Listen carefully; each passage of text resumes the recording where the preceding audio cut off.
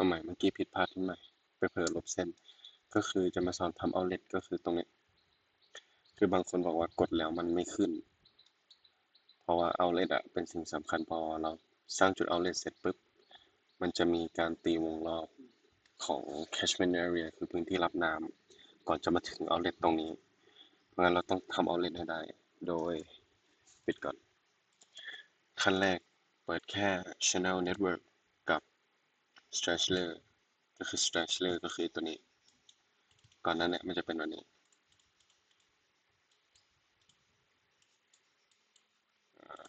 นี่ก่อนหน้านี้ที่มันเป็นแบบนี้ปิดคอนโทรลที่มันเป็นแบบนี้นะเปิดตัวนี้แล้วทำการ transparency ประมาณประมาณนี้แหละประมาณนี้แล้วเราจะเห็นเส้นของ channel network flow ด้วยทีนี้เราก็เลือกจุดที่เราจะให้มันเป็นจุด outlet อย่างแม่น้ำไหลมาแบบนี้ปุ๊บอยากปลุกตรงนี้ปักเลยก็คือเรามา channel network แล้วเราก็ทำการเข้า layer create layer แล้วก็ shape file layer อันนี้ตั้งชื่อตาม outlet 2 geometry type ใช้เป็น point แล้วก็ตัวนี้จะใช้เป็น project pseudo mercator ตัวนี้ไม่ต้องไปยุ่งกับมันก็ปล่อยไว้ได้เลยกดโอเคทีนี้เราได้ outlet 2มาแล้วถูกไหมแต่เรายังไม่ได้พอตตรงจุดว่าเราจะวางตรงไหนเราจะไปที่ channel network flow channel network เนี่ยคลิกขวากด toggle edit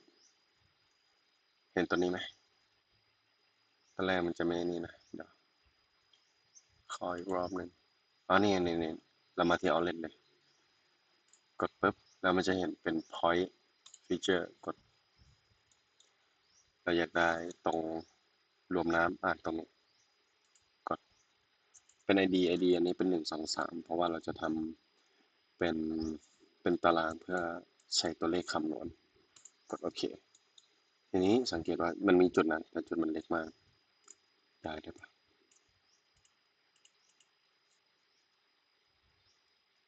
ได้ปะช่างมันนี่มันจุดเล็กมากแล้วก็ดับเบิลคลิกที่ไอ้ตัวเนี้ยเอาเลข2เนี่ยตัวเหลืองๆปุ๊บมันจะขึ้นหน้านี้ถ้าไม่ขึ้นอาจจะขึ้นหน้านี้อะไรกด symbology แล้วเราก็เลือกว่าเราอยากได้แบบไหนจดไว้เลือกสีแบบนี้ดอทเล็กก็ได้ดอทนี้ก็ได้กด apply เนี่ยมันจะได้ออกมาแล้วอันนี้คือการสร้างเอาเลยแล้วเราก็จะไปทำต่อในขั้นตอนต่อไปอย่างการทำหา catchment area หรือว่าจะไปคำนวณหาพิกัดจุดก่อนเป็น xy ของจุดนี้เพื่อไปตีตารางก็กด open attribute id แล้วก็ตามสไลด์ได้เลยก็คือว่าเราจะไปที่ add new field field เป็น name แล้วก็เป็น text string length 10นี่ก็ตั้งเป็น outlet outlet ที่เราตั้งเป็นoutlet 2 id 2แล้วเราก็จะมาใส่รายการคำนวณโดยการกด open field calculator กด search เป็น sx เราหาแกน x ก่อนผิดช่อง